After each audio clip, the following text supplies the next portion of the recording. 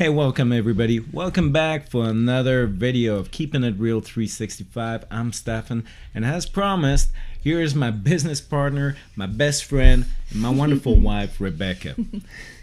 Lately, Becca have been talking to me about a couple things. We've been living a very unhealthy lifestyle as far as, working out and dieting, and we've been doing pretty bad at that. And going back at what wealthy people do, most wealthy people work out at least 4 times a week, and that's one of the things that we're like missing out on. We're in our comfort zone, and we're not eating right. It's so easy to pick up a phone, get fast food coming, and even at work we'll be eating greasy food because it's quick, it's fast, we can't get back to work, and we make excuses for everything on why we should not be going out there and getting ourselves healthy again. So Becca just recently turned around and looked at me, and she started a new challenge on me of getting out of my comfort zone in my lifestyle. And in our lifestyle, technically. Becca, why don't you tell us what it was? Yes. So, I turned to him and I said, I need 3 minutes of your time where you just listen and don't say a word. And I want us to do CrossFit. And his eyes got big. And his eyebrows went up, and he listened, and I laid out the reasons why I wanted us to do that. We have, we're both in the military right now, even though he's on his terminal leave for retirement. But we both have friends who've done it and had great success with it, and we have tried the home DVD programs like the Beachbody programs of P90X and Insanity and stuff. P90X for us turns out to be, P30X, or for me like P2X, because I lack the self-discipline to get up and do it. Yeah, like I can come up with every excuse in the book of why not to do it. I will, if I wait until I get home in the afternoon, I'm too tired. If I try and get up in the morning to do it, bed is just a little bit too cozy. I just won't do it on my own. I won't. And so I thought if we go to like a CrossFit gym or something where we have other people who are there motivating us and kind of like keeping us accountable in person, that'll do it. Well, come to find out, he's actually done CrossFit before. I didn't realize that. And he had a not so great experience with it when he was deployed to Iraq, and had a battery commander who was kind of gung-ho into it and needed a workout buddy, and drug him into it for about 3 weeks' time.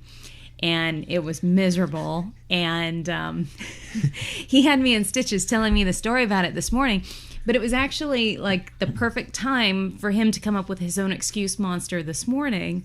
And I said, no, let's just go anyway, because I had committed to it, and I had talked to the owner on the phone yesterday. So we go there this morning, free trial. The guy said, come on down, you can try it free for a week. And the first thing we see when we walk in the gym is, besides the owner coming up and greeting us, is that the last class was finishing up, and there's this guy. He points out this guy, and he's like, hey, I want to point out that CrossFit is for anybody, all fitness levels. Anybody can do it. We can tailor it to anybody's abilities. But there's a guy over there who is on the pull-up bar right now. I just want to point out that he only has one working limb, and we kind of did a double take. He's a triple amputee. He's a veteran who had lost 3 of his limbs. He only had 1 arm, and he had 3 prosthetics remaining. And that just completely blew our personal excuse monsters out of the water.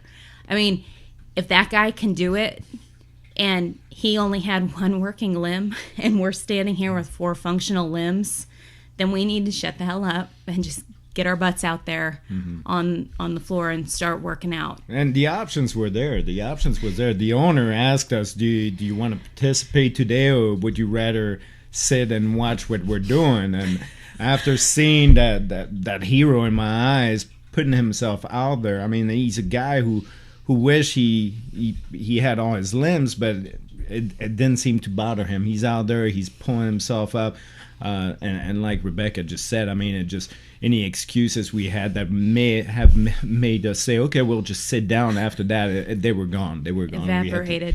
We had to go do it. Yeah, and you know what? It turned out to be really fun. Like everything, most of the time. There was a point in time that it wasn't as much fun, was it?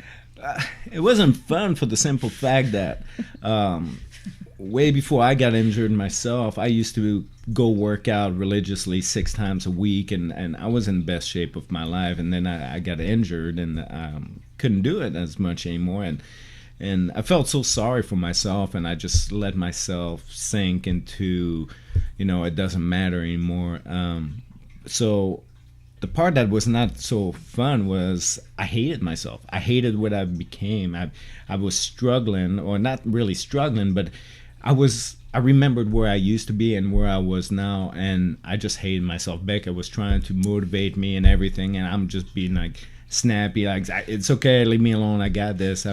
And I told her afterward, it's not you, I'm just upset at myself and how the excuse monster took pity for myself and just threw me in my comfort zone.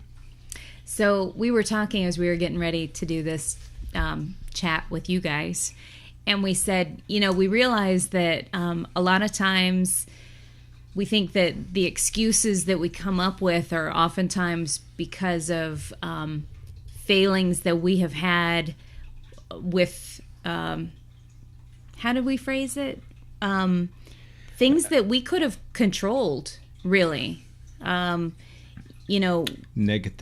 It's about negativity. Anything that's negative in your lifestyle, is it really somebody else's fault, or is it something that you should do a good self-reflection inside of you and say, how many excuses have I done? How many excuses will I keep on doing before I get out there? Right. Like the problems in your life.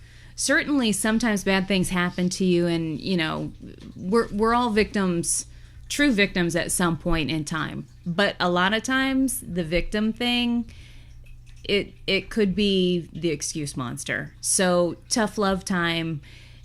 Examine your life and see how many things that you can truly take ownership of, and stop making excuses for yourself and get out there and take positive steps to change your life. We're tired of being victims of our own poor choices in life and our poor health. And so we're taking positive steps so that, for instance, when we go in January to Myrtle Beach and we see all of our friends from our new business, that they're not seeing a couple of fat slobs. They're going to see a couple of hopefully hot bodies. And motivated, at least. Yeah, exactly. And that we're feeling good about ourselves, and we're not going to be hiding from cameras and stuff, because we plan on being up on stage and people celebrating us and our accomplishments. But, take a good hard look at what you're doing, and own your stuff. Take pride and ownership in what you do, and don't make excuses. Kill the excuse monster.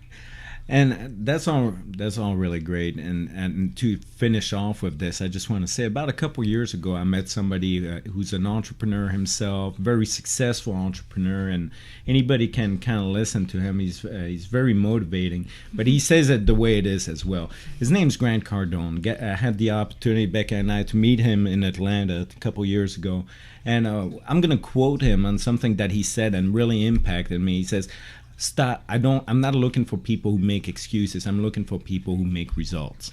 And that's very powerful in itself, a very clear sentence that says, stop making excuses, start producing results. And I'm talking about positive results. So that's it. Thanks for having me on your show. Oh, anytime. Tomorrow's keeping it real. And keeping it real. Tomorrow is Sunday. Who knows? I might just have you come back for a second one. All right. Tomorrow's Sunday, before she's got to go back for a nice long week at her fun job. All right. But folks, think about everything we just talked about the past few days, and especially today, since it was changing in me, and I'm motivated to keep on going and getting myself better in every aspect of the way. So keep it real. Thank you for watching. See you tomorrow. Don't forget to keep it real. Deuces.